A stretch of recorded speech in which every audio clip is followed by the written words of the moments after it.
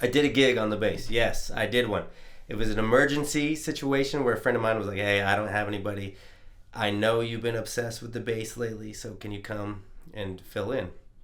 And so, I'm going to tell you what I learned doing a gig on the bass. Usually I'm on the guitar, playing usually electric guitar, lead guitar. And I have been really paying attention to bass players lately over the last couple of years because I've been hiring a lot of bass players. And so this video is probably going to anger a few bass players out there. But I really wanted to make this video as a tribute to the really good bass players. And just if you are working in a band and you are playing bass, or you're trying to get so you can work, meaning feed yourself with the bass, maybe this video will give you some perspective on what people who hire bass players or singers who need bass players, what they're looking for, or at least what I'm looking for. So I did a gig, it was emergency, and I didn't really know what the tunes were going to be, but I can read a chart pretty well. And believe it or not, my first real performance situation was on the bass. When I was in high school, I was in a punk band and I wrote songs and played the bass with a pick. I'm not saying I was good at it.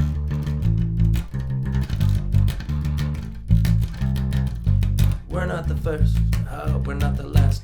Punk band, Minor Threat, all that stuff. But we made our own songs and I wrote them.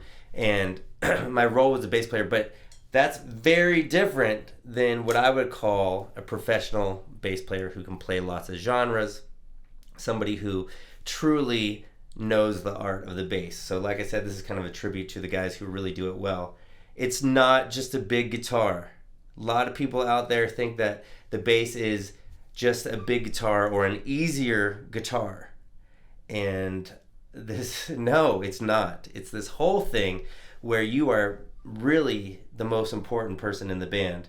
And so as I hire bass players over the last few years, I just noticed a lot of guys, they don't care. They're rushing all over the place. And these are guys who work a lot. But the truly good guys, I haven't been able to really get them that often because they're always out on the road working. They're playing with these big acts. I'm like, what is it that these guys do that they kind of like middle range or like bar band type guys are doing? Well, for one, when I was playing bass on this gig, the whole time I was thinking to myself, lay back, make it feel good. Lay back, make this feel good. What's the bass drum doing? Match up and sync up with the bass drum, make this feel good. I learned that a lot of the cats downtown, a lot of people playing in bars and stuff, they don't give a shit about that. They don't care. They're just like playing whatever they want with no regard for the groove. And it wouldn't be that big of a deal if they weren't the most important instrument for the groove. The bass player, a good bass player can make a bad drummer sound good. And the bass is really the glue that holds the whole thing together. So as I was, on the gig, be like, man, make this feel good. Leave a hole for the snare drum. Really trying to just play simple and make the thing feel good. I've been playing a lot of gigs as working for other people and then my own gigs, and a lot of cats are just not caring enough about making the whole thing feel good. So my tribute to the good bass players is these guys, they're holding on to the rhythm and their role like it's this sacred responsibility. And when I see a band that really, really sounds good, like the other night I went to see Kingfish, Chris Stone Kingfish. His bass player was just hanging back and laying it down, and him and the drummer were only supporting Kingfish. It was like the most beautiful example of, we're just going to hold this down and let the artist do what he's doing. And that, to me, is the best context for any sideman to play, but especially for a bass player. So if your context is like, I want to get out there and show what I could do, it's gonna be a little bit harder on the singer. And I know there's all this band politics or like all these cliches around, each member of the band has their own thing, like the singer's an egomaniac and the guitar player's an asshole and all these things. Put all that to the side and think about what is going to make this feel the best for the audience. So what have I learned from my bass gig? I learned definitely respect the good guys even more, because it is like this sacred art, and they are the unsung hero of the band. They're the ones making it really feel good. They're the ones that really make people dance. Bass player locking in with the drummer.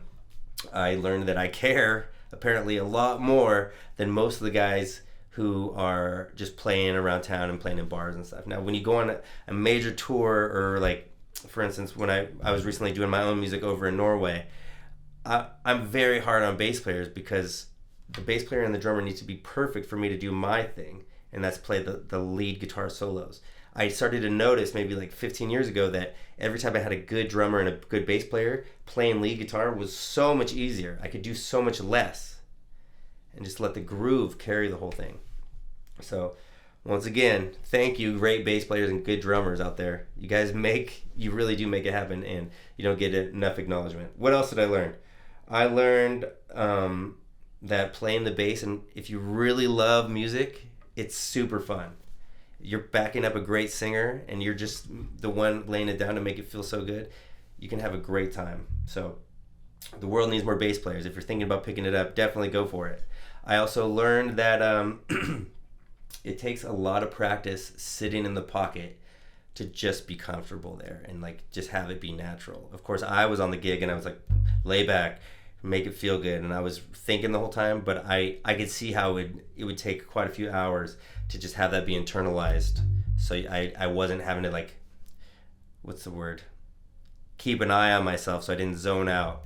That's another thing. A lot of cats on the bass, they're not being held accountable because a lot of the singers in the world are just not holding them accountable. They're just happy to have a bass player, and I was doing my best to stay accountable. Like, hey man, just don't zone out, don't rush, don't overplay, and make it feel good. So if you really want to get a lot of gigs and you want to play a lot, it's about making other people feel good. And I think that's lost in a lot of musicians.